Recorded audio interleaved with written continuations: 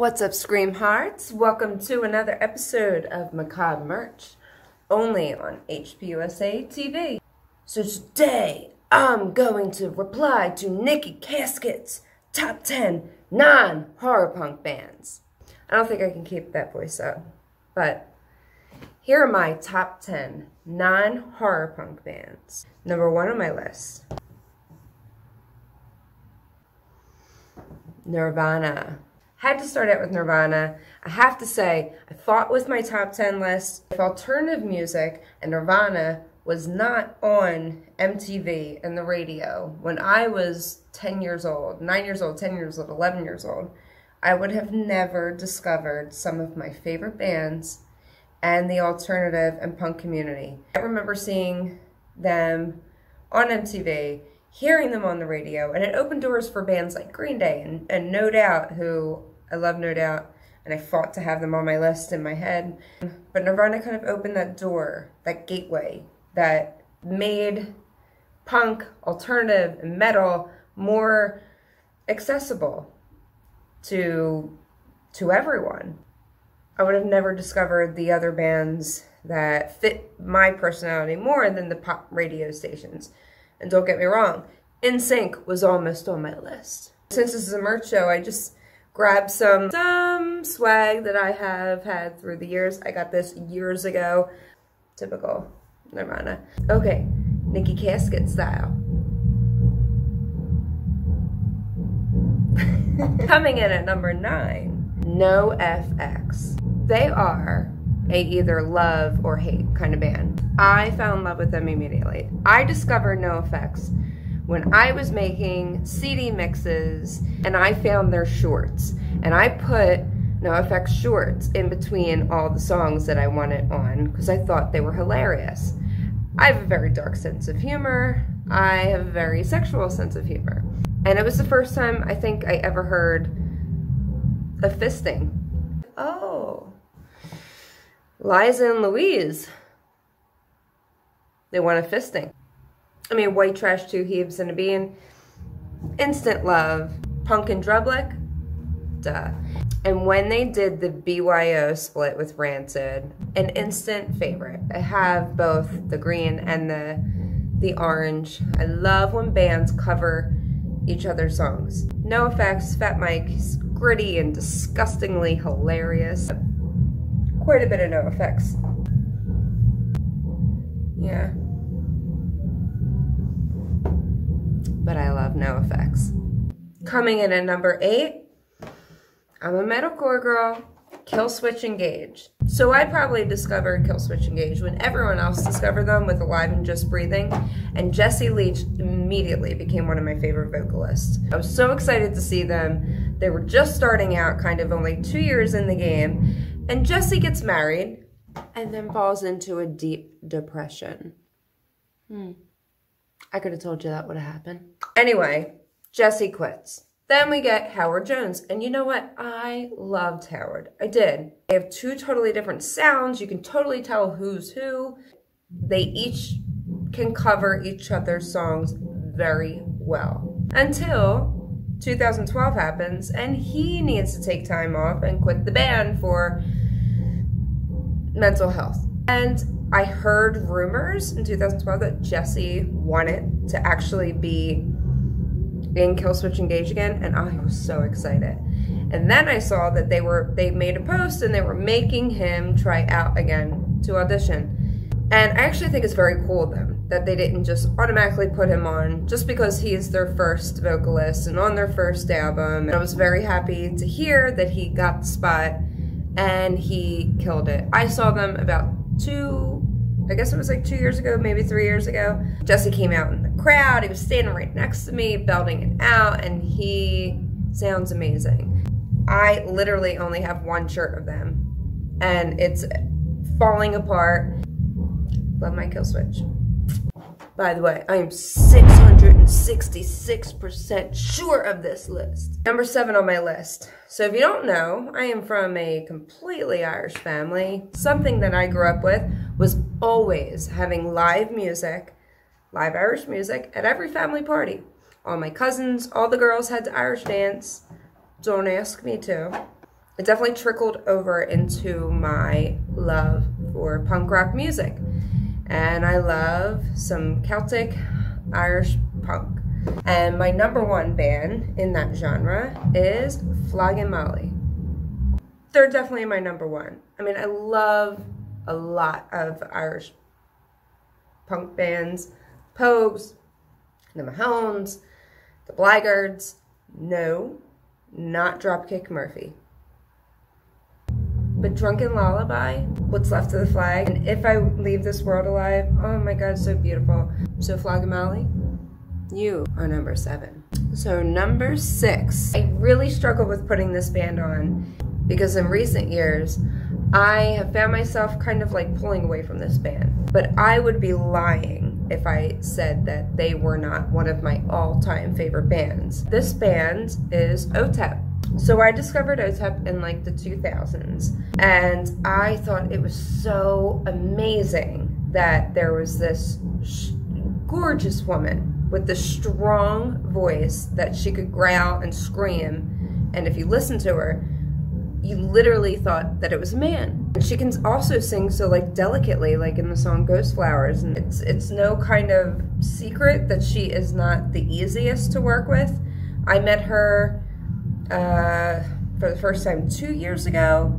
She was not so warm to welcome fans. You know, it was kind of a turnoff. Somebody that I idolized. I mean, I literally wanted to be her. You know, she actually signed this. It's been washed.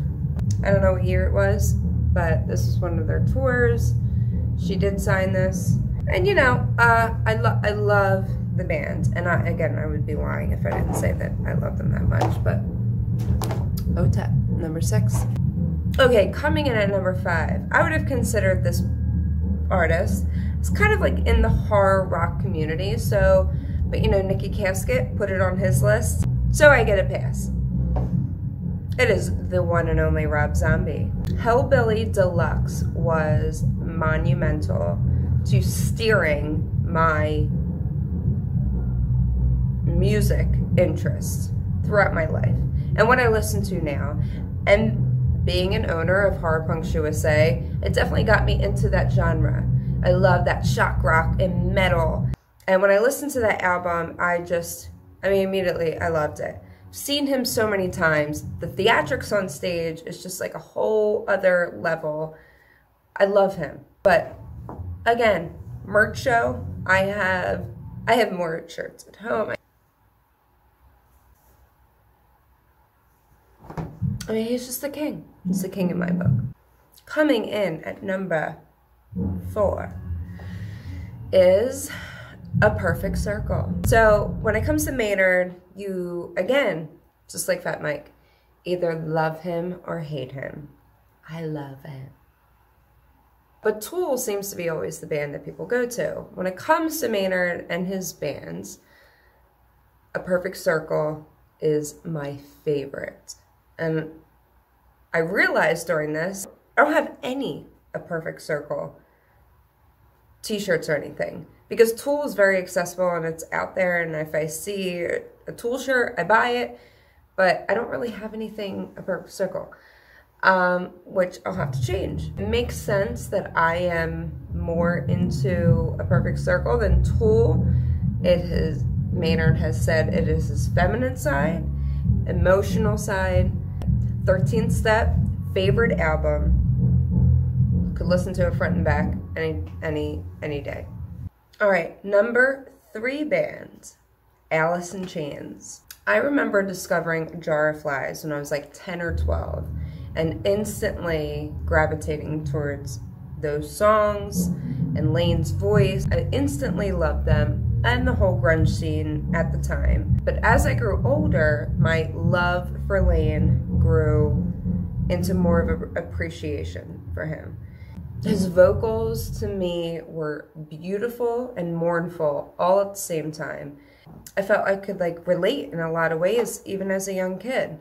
And although I love Jerry and Inez, I stopped listening to Alice in Chains after Lane passed away. So I guess that was like 2002, 2003, something like that. My heart kind of passed when Lane passed. So this is one t-shirt I grabbed. I have my Jar of Flies, which was the first album that kind of like hooked me with them. And I literally can listen to Lane sing any day. I love him. I love you, Lane. All right, number 2, my boys, Lamb of God. So I started hearing of these guys when I was in high school with some friends. But the first album that I ever bought, I was 17 years old, and it was Ashes of the Wake. And oh my God, I was hooked immediately. That was the year that they came out to Philadelphia and they filmed Philadelphia. So the following year, I'm watching this DVD. A friend of mine gets it, we're all pile in, and I become obsessed with them even more. Because I'm seeing my friends in the crowd and we're all kind of watching, they're like, look, there's me, and it became more intimate. The reason I put my other band at number 1, everyone else will know, is because I discovered them first, and they're closer to my heart. But Lamb of God is what if you ever drive by me in my car, I'm listening to them. I mean, I have patches, I have pins, I have t-shirts. I was actually wearing one earlier, you know, this is what I was wearing earlier. Sweatshirts. This is one of my favorite sweatshirts. So after the Philadelphia, I loved, you know, we have Drunk Randy in Philadelphia. I actually have to go, I just saw that I can like watch it on Amazon Prime. I need to like rewatch this because it's been at least 10 years since I've seen it. Favorite song? Gotta be like Desolation, the drums in the beginning, Redneck, Hourglass, and anytime I'm in a pissed off mood, or even in a good mood, Black Label. You want to see Steph Infection look a fool? You're going to see her screaming some Black Label in the car. So number 2, Lamb of God, my heart. All right, my number 1 all-time favorite non-horrorpunk band, and I'm 666% sure of it, is Ransom. They are my all-time favorite band. I discovered them when I was 13 through my friend Jim. He had the album Let's Go. I used to have to go to my friend's house to listen to his albums, or different friends' house, just to listen to what they had and how it was different, because I couldn't go buy CDs like all the time. I mean, it just didn't happen. So we both decided to go to the mall, got money, I had my first job. We go out, we buy an Out Come the Wolves, we go home. We used to have this game that we used to play, and it was called the Tim Armstrong game, where we would listen to an album. We would guess or sing what we thought the lyrics were. And we were dead set on what we thought he was saying. And this was at the beginning of the internet. So like beginning of websites, they had some, this was, you know, you could download stuff, but there wasn't that much. You had like AOL and stuff. And there was a lyric, like one lyric website. So we would guess these lyrics, and then we would go on to see exactly what the lyrics were. And we were totally wrong. Totally wrong. Not even on the same scope of what we thought it was. So my favorite song by them, so hard. My favorite album is Now Come the Wolves, but my favorite song has to be The War's End. I love Lars singing. I love the slow. And I love the pickup. It's just like beautiful to me. Journey of the East Bay, Matt Freeman, beginning bass. And you know, shout out to Brett and Brandon for drums, for everything. I love Ransom. I love the history. I would have added Up Ivy, but I discovered Ransom first. But if anyone ever asks, if I want a reunion show, the only reunion show I want is an Up Ivy reunion show. So somebody please get that for me. Here's some Ransom shirts. I have so many. This one's really old.